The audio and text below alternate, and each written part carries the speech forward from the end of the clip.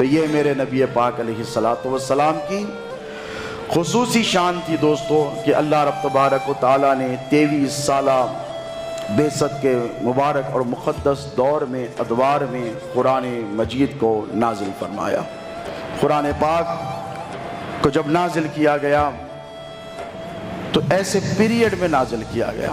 دیکھیں آپ غور کریں انسانیت پر کہ جس قوم میں جو علوم جو فیلڈ میں ترقی کرتے تھے لوگ قومیں، اللہ نبیوں کو بھی اکارڈنگلی ویسے ہی بھیجتا تھا۔ یعنی ایسا نہیں کہ قوم و ملت کسی فیلڈ میں بہت زیادہ ترقی کر گئی ہے اور اللہ رب تبارک و تعالیٰ نے اس کے برخلاف کسی نبی کو دوسرے کمالات دے کر بھیجے، ایسا نہیں ہے۔ حضرت نوح علیہ السلام کا دور تھا، کارپینٹری کا آغاز ہو رہا تھا، لوگ لکڑی سے مصنوعات بنانے کی کوششوں میں لگے تھے، تو اللہ نے نوح کو ایک ایسا معجزہ عطا فرمایا کہ انہوں نے ایک جہاز بنایا جس میں ساری انسانیت نہیں بلکہ اللہ کی ساری مخلوق کو بٹھا لیا۔ حضرت داؤد علیہ السلام کا جب دور آیا تو سائنس نے اتنی ترقی کی تھی کہ لوہا دریافت کر لیا گیا تھا، آئرن اور جسے کہتے ہیں that was discovered، اور اس کے ذریعے لوگ مصنوعات بنا رہے تھے، انسٹرومنٹس بنا رہے تھے، آلہ کار بنا رہے تھے۔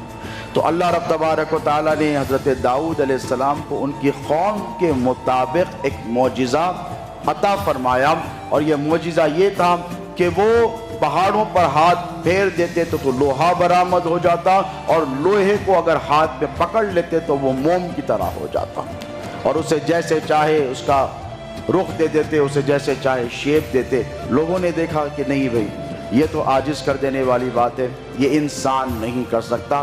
جو سلیم الفطرت لوگ تھے جسے اللہ نے جن کے مقدر میں ہدایت لکھی تھی، انہوں نے داؤد علیہ السلام پر ایمان لایا اور اسلام قبول کیا۔ اس کے بعد دور بدلتے رہے، انسانوں نے ترقی کے راستے طے کرنا شروع کیے۔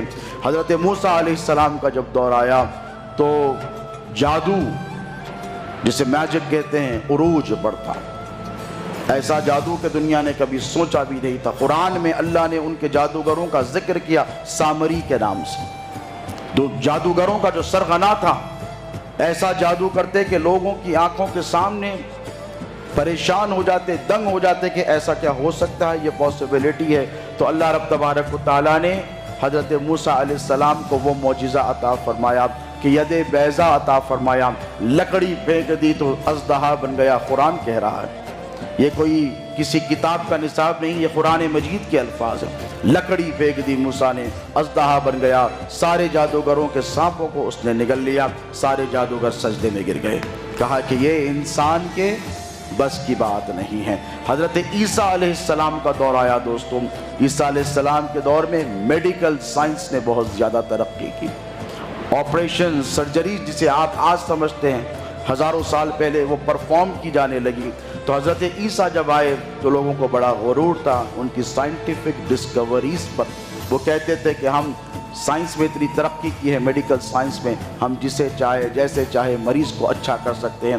تو اللہ رب تبارک و تعالیٰ نے حضرت عیسیٰ علیہ السلام کو یہ معجزہ عطا فرمایا کہ مادر ذات اندھے کے سر پر ہاتھ پھیر دیتے تو نابینے کو بینائی آ جاتی، اندھے کو آنکھیں مل جاتی۔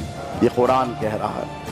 اس کے بعد پھر نہیں مانا قوم نے پھر انکار کیا، ہو سکتا ہے یہ بھی سائنس کا کوئی ذریعہ ہوگا جسے عیسیٰ استعمال کر رہے ہیں۔ تو کوڑی کا جو مریض ہوتا ہے جسے کسی بھی حال میں شفا نہیں ہوتی، حضرت عیسیٰ کے سامنے لایا گیا، عیسیٰ علیہ السلام نے ہاتھ پھیرا تو جو کوڑی کا مریض تھا وہ شفا یاب ہو گیا۔ پھر بھی نہیں ماننے والوں نے نہیں مانا، جب انکار کیا تو اللہ رب تبارک و تعالیٰ نے ٹو دا میکسیمم اسٹرینتھ جسے کہا جاتا ہے، فل فورس کے ساتھ ایک معجزہ عطا فرمایا۔ کہا ٹھیک ہے تم میرے نبی کے معجزات کو نہیں مانتے، ایک مردے کو لے کر آؤ، قم بإذن اللہ قرآن کی آیت کہتی ہے۔ عیسیٰ نے کہا کہ اللہ کے حکم سے زندہ ہو جا، تو مردہ زندہ ہو گیا۔ یہ حضرت عیسیٰ کو معجزہ عطا فرمایا۔ اب یہاں توجہ طلبیات یہ ہے کہ میرے نبی کو اللہ نے کیا معجزہ عطا فرمایا اور کس دور میں عطا فرمایا۔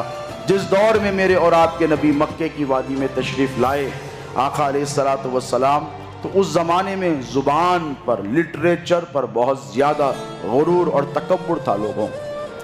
عرب کے رہنے والے لوگ شہر میں نہیں رہتے تھے، اس لیے نہیں رہتے تھے کہ اگر ہم ان سے گفتگو کریں گے تو ہماری زبان خراب ہو جائے گی، ہماری ووکیبلری پر اثر پڑ جائے گا، کیونکہ آپ جیسے لوگوں میں بیٹھیں گے ویسے ہی گفتگو کرنے لگیں گے، لامالا آپ کو ان کی گفتگو کا طریقہ اختیار کرنا پڑے گا۔ تو اللہ رب تبارک و تعالیٰ نے جب میرے اور آپ کے نبی کو مکے کی وادی میں بھیجا تو مکے میں لٹریچر، عربک لٹریچر جسے کہتے ہیں، اس کے ایسے عاملین اور قابلین تھے کہ انہوں نے پہاڑوں پر اپنا مسکن بنا لیا تھا۔ کیوں؟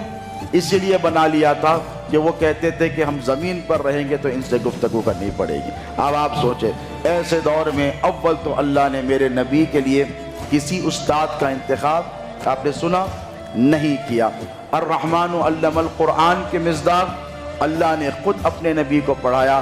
کل کے دن کوئی یہ نہ کہہ سکے کہ محمد فلاں کے پاس تعلیم حاصل کر آئے ہیں، فلاں نے ان کو ادب پڑھایا ہے، لٹریچر پڑھایا ہے، تب جا کر انہوں نے اپنے علم کی بنیاد پر، اپنی قابلیت کی بنیاد پر، اپنے ایجوکیشن کی بنیاد پر ایک نئی کتاب لائی ہے۔ ہو سکتا ہے وہ مہارت حاصل کر گئے ہوں، اسی لیے لائی۔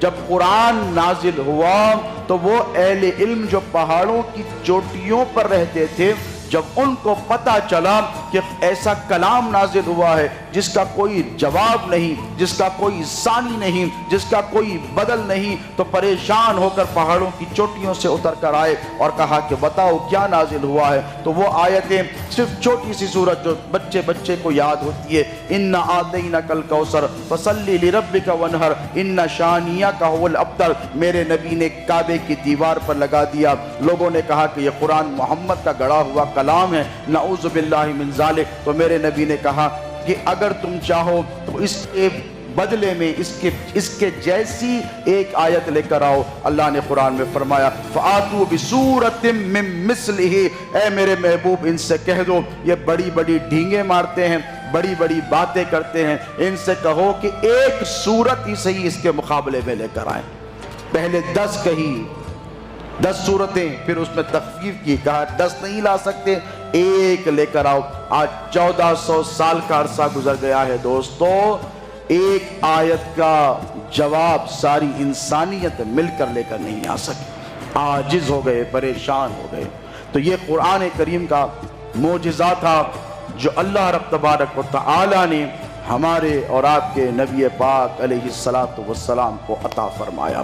اور اس قرآن مجید میں حق سبحانہ و تعالی نے کائنات ہست و بود کے جتنے راز ہیں یہ سب رکھ دیے۔